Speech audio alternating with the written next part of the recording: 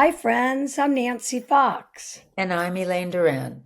Welcome to Deep Diving Divas. Thanks for joining us. On this episode, we are diving in with Helen Anderson, who's a woman who's proved creativity and passion can bloom at any age. Helen followed her artistic calling from the classroom to the jewelry bench. Is she obsessed? You bet. She transforms forgotten treasures into one of a kind statement pieces. But Helen's sparkle doesn't stop there. Dance has always been her heartbeat. She has danced her way through life until a recent health scare, her unexpected trip to the ER, and the heart-stopping day that led to 2 stents and a brand new outlook on life. Now, back on the dance floor, she's sharing her story to help others listen to their own hearts, literally and figuratively. So let's get started. Yes. Hey there, friends, it's Nancy and Elaine. They're the deep diving divas, it's quite a name. They're diving deep into the things that matter most, from friendships to family and so much more. Join them each week for a splash of fun. Hello, Helen. So nice to finally meet you. And I have been wanting to meet you since this podcast has started. And Helen, I don't need to say nice to meet you. We met 27 years ago. We both moved to San Luis Obispo, both from LA. We didn't know each other. And our dear friend Priscilla, another neighbor, introduced us at a welcome party for new neighbors. And it was love at first sight. And we've been dear, dear friends ever since. Ever since, yeah. Even though I did go to your restaurant before we moved up here. So I know you shared that with me. So LA thank you. is a small town. It really is. Well, Helen, I know you're very busy up there in San Luis Obispo with Nancy, doing so many things, but I do know that dance has always been your favorite form of exercise. It's not tennis, running, or even pickleball, which everybody is just pickleballing everywhere, all over the place. So what is it about dance that keeps you moving and joyful for all these years? I love the music. I can't ever stop my body from moving. I'm sorry, guys. I'm dancing a little bit. I'm at a corner to cross the street and I'm doing this. I never stop moving. And I hear the music in my head. And I just have loved ballet and all of that. And then I ruptured my Achilles when I was 64 and I discovered Latin. Then I adore Latin music. I don't know how anybody doesn't move when they hear Latin music. It's just It is. It's very steamy and sexy. yes. Yeah. That's Helen, so you began your career though as a teacher when you were in LA, but later when you moved to San Luis Obispo, you had this burning desire for creativity. So what sparked the shift for you? I just discovered, and actually it started in LA, but it was just before we moved, these amazing pieces, gemstones, and incredible things coming from the earth, and the colors and the shapes, and the fact that they were millions of years old. And I just started finding things and taking stuff apart and putting things together. And I use shoe buckles as pendants, and I use earrings as pendants. And Well, Helen, wait a minute. Looking at that unbelievably dramatic necklace that you were wearing, did you make that? yeah. And You this is all like Tibetan amber, and then hand painted bone. And these are bone. And I know some people feel itchy wearing bone, but our ancestors wore jewelry back thousands and thousands of years ago of bone and of teeth and fish scales. It's always been a jewelry. Yeah. So, for example, when you have these extraordinary pieces, they're definitely statement pieces. But do you have a certain style? What do you call your style? Well, I call my line wabi sabi because it's not uh, like this is not really wabi sabi. It's very specific, very even. And I like things that are kind of uneven and udgy. And like, udgy. Just, Like that word. yeah, yeah. Things that are misshapen and the way they came out of the earth and how old, oh God, I just love all Uh, of that. It's an Nancy, obsession. are you that necklace that you're wearing? Could that happen to also Yes, be? this is Helen's. And so, No, Is Helen, that a tell us a wabi little bit sabi? about. Yeah, I, I don't know, even know what the stone is. Tell us a little bit about it's the piece I'm dragon wearing. vein. See now there I last year I at an antique shop I discovered this necklace, not a necklace, it was on rope and it had it had opals and it had dragon vein chunks like that. And I'd never heard of dragon vein before. I keep learning about new beads and new stones rather. And I mean, it was so gorgeous. And it comes in different colors actually. I'm going to have to be on the lookout for more of that. And I just discovered a new stone it comes from Siberia, and that is the only place it is found. And it's called charoite. And it's a kind of purple in the family of amethyst, but it has inclusions. So the mineral content is different than amethyst. It's like geology. Well, I was going to say there's probably a lot of energy that's coming off of this jewelry and good spirits. And I think that, Yes. maybe to kind of just switch gears a little bit, I think you've had some good energy around you because I know that a few months ago you experienced chest pain that had led to a trip to the ER and ultimately 2 heart stents. If you feel comfortable, could you walk Yes. us through what happened and maybe about the warning signs that you Yes. noticed, and especially what message you would give other women to take away? Because so many of us get these chest pains. I get things in my throat, whatever it is, you get in your ear, you think you're having a heart attack. I mean, what is it? So tell us as much as you can and what everyone can Yeah, look out it's for. really important. I was having a hard time catching my breath in dance class. And I felt dizzy one time and then that went away. But then I felt this pain like on my bra, the bottom of my bra strap. And I thought my bra, oh, it's so tight. Why is my bra hurting me? And that happened for a while. And the next day after a dance class, I woke up with that pain and it wouldn't go away. And I drove myself to the ER and I walked up to the desk and I said, I'm either having a heart attack or really bad heartburn. And they threw me in a room and did all of the EKGs and the x-rays and the blood and everything.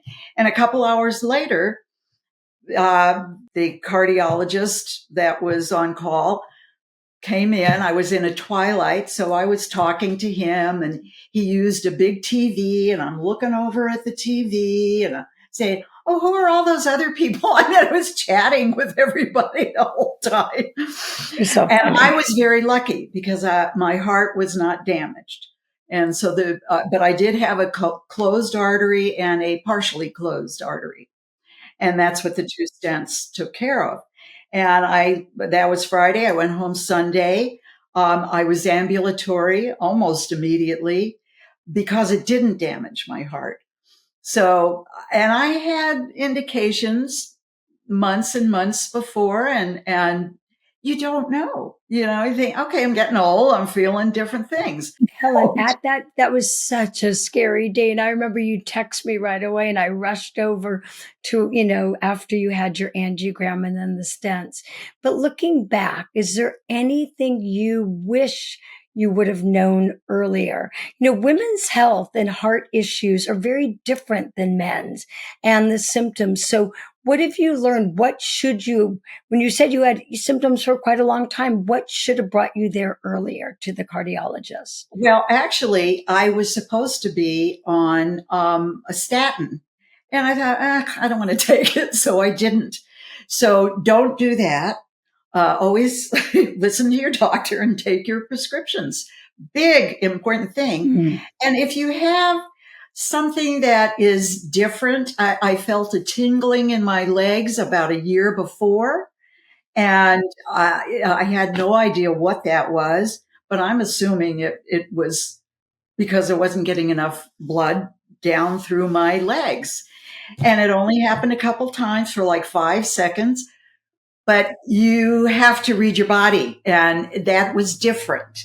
So I should have gone to the doctor then. So if something happens that's out of the ordinary, look into it and listen to your doctor and take your meds. Let me ask you, prior to this, did you ever have a cardiogram or have anything done at the doctor's office? I have low blood pressure. That's never been a problem.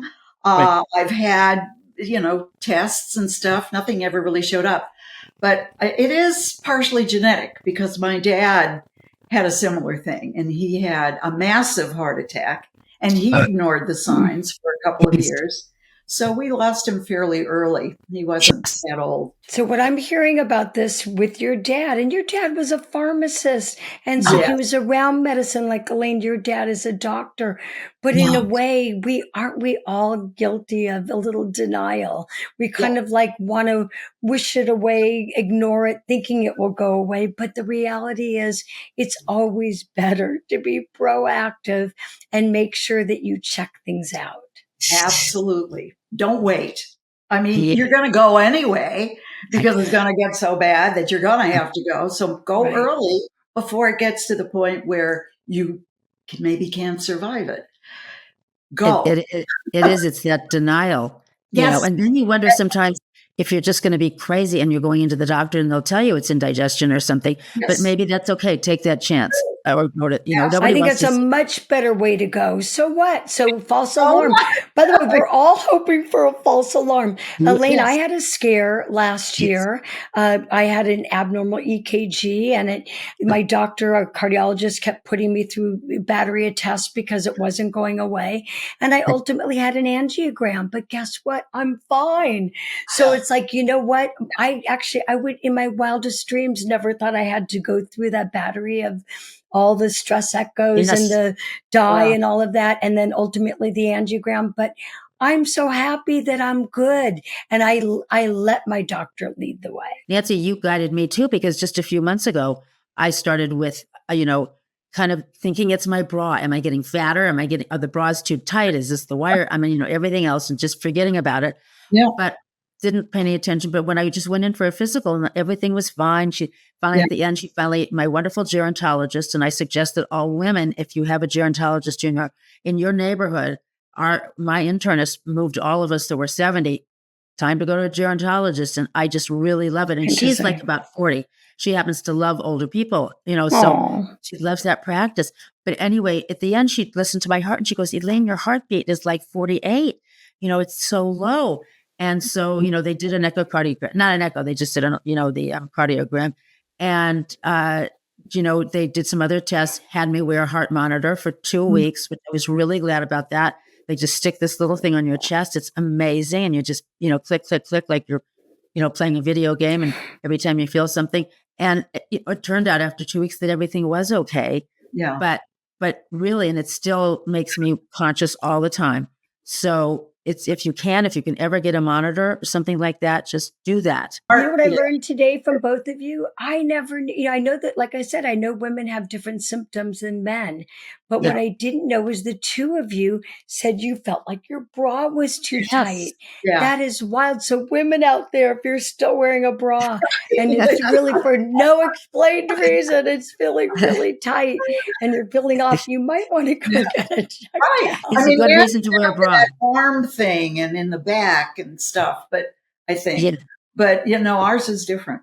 Yeah. So, I mean, I go to rehab, cardio rehab, and I'm the only woman. And there's all these guys, and we're different. Yeah. Their signs were different. And so when you're doing dance, you feel comfortable. I mean, sometimes people even now think, gee, I'd love to swim. Should I be careful? Should I not do too much activity? How has this helped you physically and emotionally? Part of the reason I think I'm fortunate is that I danced all my life and my body is in really good shape. And I've always been really active. I walk very fast, I dance 3, 4, 5 times a week. It's so important to move your body, even if you're just standing and going like this, watching TV. Just do that. Don't sit down all the time. That's such good advice. All right, so Helen, we're going to have to go, but what I'd like to know, so these were really valuable tips, and I hope everybody out there is listening. With that in mind, though, you, again, love your jewelry. I know you give a lot of, private parties, and also you sell your jewelry in our little downtown in San Luis Obispo at some of the local stores. And I think you did it over time with the art museum. But if someone wants to talk to you more about your pieces or purchase it, how can they get a hold of you? What's your email? My email is oakmead@aol.com. And the phone number on my card is actually the landline, which is 805. I'm very technologically challenged. Is 805-541-1610. Yeah. Wonderful. Helen, thank you so much. It was so helpful and reassuring and beautiful. Honestly, it's being creative is so nourishing for your soul. And I'm so glad that you let me share my situation going to the ER. It's very important. Bye, Helen. Yep. Bye, Helen. Love you guys. Love you. Speaking of creativity, I had the opportunity to interview some wonderful people at the Beverly Hills Art Show, of which my husband was having an exhibit. And it was very, very, very inspiring and wonderful. But I did talk to quite a few women, and I asked them, and men, what is it? How do you feel when you're being creative? Or what in your life makes you feel creative? And the answers were really astounding. And I really want to share this video with you, a small little clip from Susan, who also happens to be in my writing group, which I take here in Beverly Hills at the Wallace Annenberg, which I hope that maybe in any of your cities, you have the opportunity to maybe have a writing class that allows you to create. There's so many different kinds of being creative, not just taking a paintbrush, but it's whatever comes from your heart and your soul that you let out there to share with other people. And so let's see what Susan had to say about her art form, that she also works with clay, but then in a different way than most of you think about clay. Interesting. And for all of you out there, it is a video and there's some noise in the background because it was the Beverly Hills Art Show. So please forgive the background noise. Let's hear it. Susan Becker, you're in my writing class, but you certainly do a lot of things that make your life a lot brighter. What do you do that's made you feel more creative and kind of get in touch with yourself? Well, I luckily I found Deborah in a Brandeis meeting. She spoke, and I knew immediately that was a good fit for me. Being retired and just being able to write about your life, and I feel that I've had a wonderful life and many different lives in a way, with different marriages and careers. I've had more than one career. So I have been very fortunate, and I also discovered that I have a talent in hand building with clay, and I have made wonderful, beautiful things, and I don't sell them. I give them as gifts. People love the gifts. Yes. And I have a condo full of that. My condo is like the gift shop of the museum. Like Barbara Streisand, she has a gift room. But nothing's for sale in this gift shop.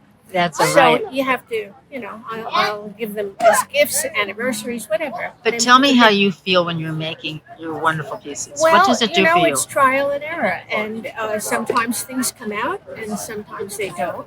And if they don't, I put them back in the recycle clay bag, and we'll start another again. Yes. You're not going to. And I found a new direction. What I did in class, when there was a teacher and everybody was doing their own thing, my work was a different kind of quality, things that I did. But now I'm doing more abstract. Okay. And But how do you feel when you're touching the clay or working with it? Clay is marvelous. It's very friendly. Yes. It's user friendly. Yeah. And it's soft, it's malleable, and you can rework it. It gets hard, you just spray it. Yes. And I was trying to use gloves, very thin rubber glove, but you really need to feel the clay on the fingertips. Yes. And so that is what you do. And, you find what tools work for you. Not everything's going to work. And you just move along. Does it lift your spirits? Do you feel? I enjoy it thoroughly. I'm finding I'm addicted to it. Oh. And I didn't think this would happen, but because I can work at home. Yes. And my den was turned into a quasi studio. Yes. With a stand and all that place to work. I can go 24/7 whenever I feel like it, and there are times I can't stay away from it. Sometimes I go there too often, and I destroy a piece because I just keep working on it, and I should have stopped. Do you get up in the middle of the night? I mean, like how late? No, I won't do it. My best time is in the morning. Okay. I'm a morning person that way, and if I know when I work things to death, and they're not going to work out in the sense that I'm going to have a finished product, but you don't have to have a finished product. I know. Well, let me ask you something. Before you did the ceramics, did you do anything that was ever? What made you decide to do that? Well, in high school, we had pottery. We had the wheel, and that was my first time. And then 55 years later, I started again. Why? Because somebody I met, I saw what he had done, like your husband, Richard, the kind of work. Yes. And I said, "Oh, that's so wonderful. I wish I could do that." He said, "Well, join my class," and that was the lucky part, that knowing him and telling me to join, and I joined, and that was the beginning of many, many, many years of working with clay. Isn't that fabulous? Thank you so much for joining us. Elaine, if everybody wants to reach us, they can email us, thedeepdivingdivas@gmail.com. And follow us on our socials or on our YouTube channel, or we're podcasts where you listen, all at Deep Diving Divas. Great. Ready? Don't forget the podcast, those of you who are on the move all the time, because that is a great place just to listen to us. You might not see the mascara, but you can listen. Thank you all for joining us. Until next time, bye, divas. Bye, everyone. Take care.